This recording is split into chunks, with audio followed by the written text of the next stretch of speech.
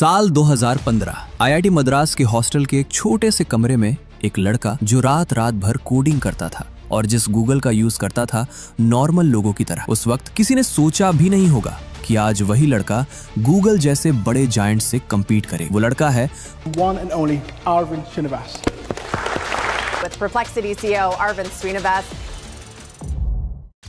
अरविंद श्रीनिवास, जिसने 2022 में अपना स्टार्टअप परप्लेक्सिटी स्टार्ट किया, जो आज गूगल जैसी कंपनी के लिए थ्रेट बनी हुई है और जिसकी वैल्यूएशन आज $20 बिलियन तक रीच कर चुकी है।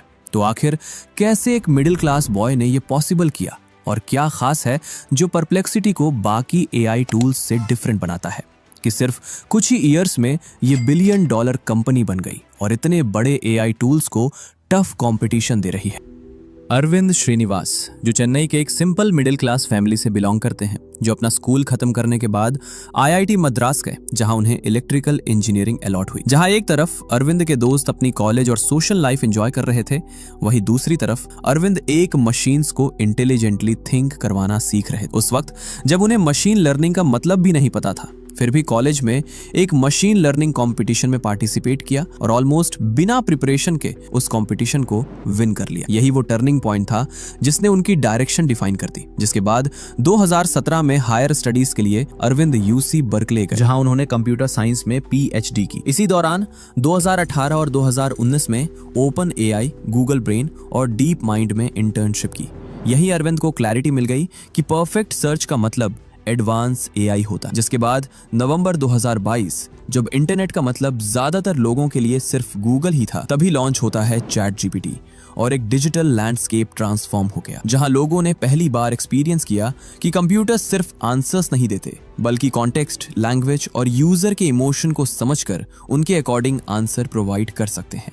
बट प्रॉब्लम ये थी कि चैट जीपीटी की भी कुछ लिमिटेशंस थी, जैसे रियल टाइम इंफॉर्मेशन अनअवेलेबल होना और वेरीफाइड सोर्सेज विजिबल नहीं होते थे, जिस वजह से यूजर्स फुल्ली ट्रस्ट नहीं कर पाते थे। सो जहां एक साइड गूगल था जो सर्च करने पर मल्टीपल लिंक्स प्रोवाइड करता, वहीं दूसरी साइड चैट जीपीटी जो यूजर से ह्यूमन टोन में आंसर तो देता बट कोई लिंक्स या सोर्सेज शो नहीं करता। एग्जैक्टली यहीं पर एक मैसिव गैप एग्जिस्ट करता था और इसी गैप को फिल करने के लिए अरविंद श्रीनिवास ने इनिशिएटिव लिया और यहीं से इवॉल्व हुआ परप्लेक्सिटी का कॉन्सेप्ट।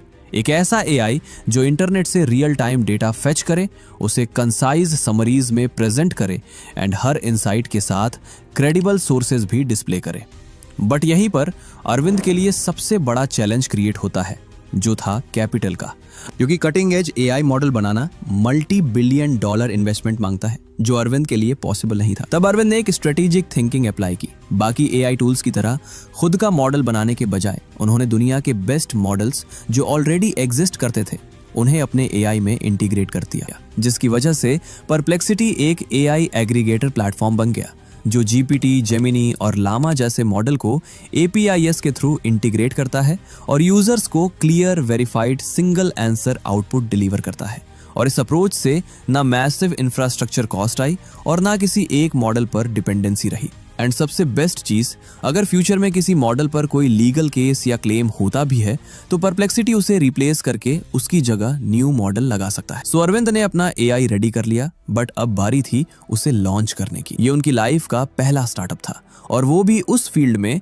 जहां पहले से ही गूगल और ओपन एआई जैसे बड़े जायंट्स मौजूद थे। जिसके बाद 7 दिसंबर 2022 अरविंद ने 3 को फाउंडर्स के साथ मिलकर परप्लेक्सिटी लॉन्च की। पर अरविंद ने जो एक्सपेक्ट नहीं किया था वो हुआ। लॉन्च के बाद परप्लेक्सिटी पर 3000 क्वेरीज पर डे आने लगी, जो कुछ ही मंथ्स में 1000 से मिलियंस में बदल गई। सिर्फ एक साल के अंदर कंपनी ने 1000x ग्रोथ अचीव की और परप्लेक्सिटी की ग्रोथ बस यही नहीं रुकी।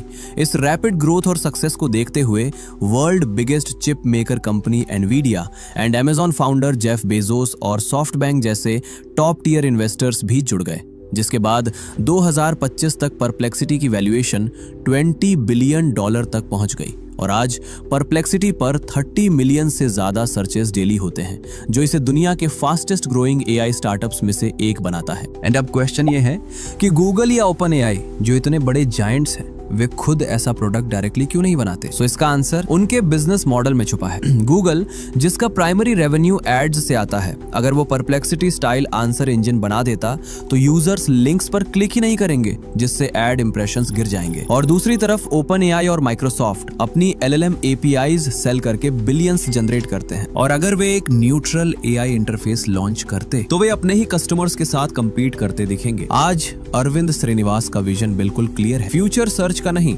बल्कि एआई आंसर इंजिन्स का, जहां यूजर्स सिर्फ सर्च नहीं बल्कि समझने, कंपेयर करने और सीखने के लिए आएंगे। और ये स्टोरी हमें प्रूव करती है कि क्लैरिटी ऑफ विजन और सही डायरेक्शन के साथ एक मिडिल क्लास बैकग्राउंड से आने वाला लड़का भी गूगल जैसे $1 ट्रिलियन जायंट को चैलेंज कर सकता है।